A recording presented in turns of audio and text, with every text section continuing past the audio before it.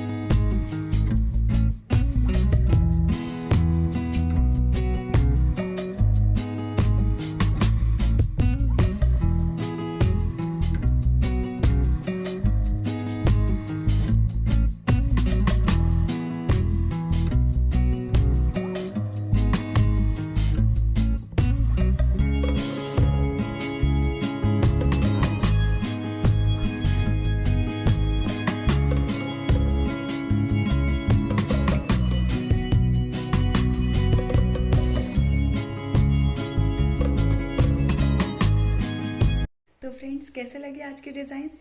I hope आपको पसंद आए होंगे।